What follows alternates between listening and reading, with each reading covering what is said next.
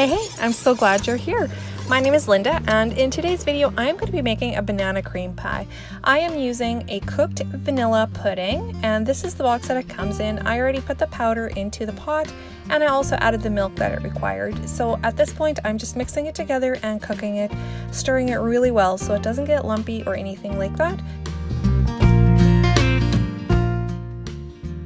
After it has cooked for a while and it is starting to come to a boil, I just let the bubbles break the surface for just a couple of seconds, maybe 15-20 seconds, something like that, and stirring it really well.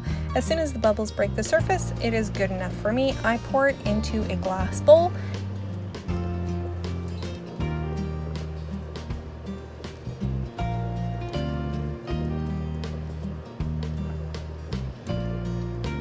And once you have all the pudding in the bowl, I cover it up with some saran wrap or anything else like that that'll really seal in the pudding, that air doesn't get to it. I am not a fan if it gets a layer on there, like that thick peel. I don't like it, so I always cover it up so that the plastic touches the pudding.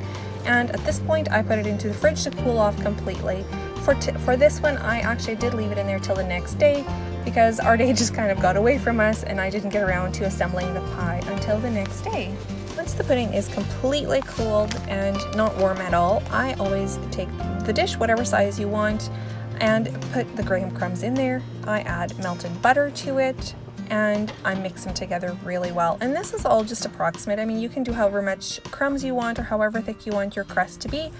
As you see, I kind of add more as I go, just because I needed a little bit more crumbs. I had added a little bit too much butter, and I just kept adding a little bit more, which is totally fine. I really do like a little bit of a thicker crust anyhow, because it was a thick layer of pudding and whipped cream and stuff like that. So you just kind of do what you prefer.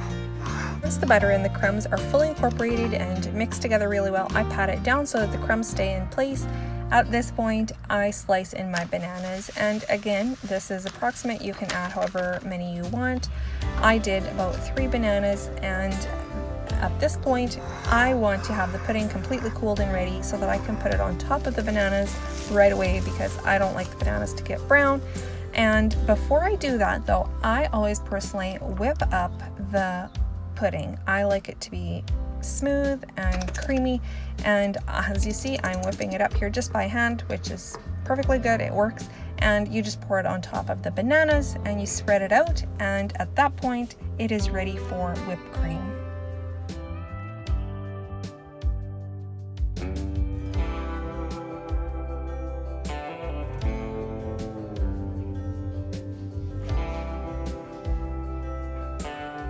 And for the whipped cream, I always just take whipping cream, either 33, 36%, whatever you prefer, and I whip it up till it is almost the thickness that I want, and I add either icing sugar or like white sugar and vanilla, and that is basically all I add.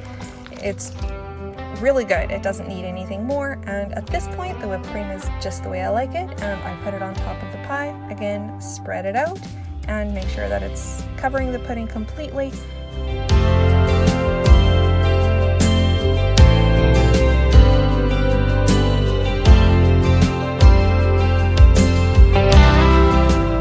And here's the amazing banana pie, and just for a little bit of garnish, I'm going to add some graham crumbs on top.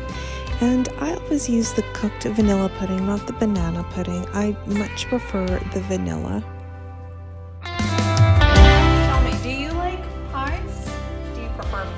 Do you prefer cream pie? Do you prefer a cake? If it's dessert, it speaks my name. I do enjoy a good dessert no matter what it is. Because I did mix the pudding up before I put it on here, it never wants to hold its shape really well, and I'm okay with that. For me, it's more about the flavor than the looks, quite truthfully.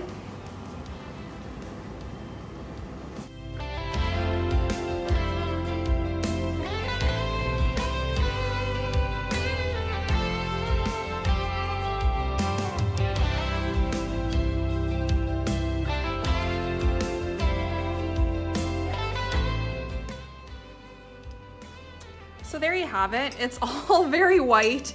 The bananas are in there. Right there is a piece of banana, and the pudding and the whipped cream on top with a graham crust. And again, I mean, let's try it. We don't know if it's good if we don't try it, right?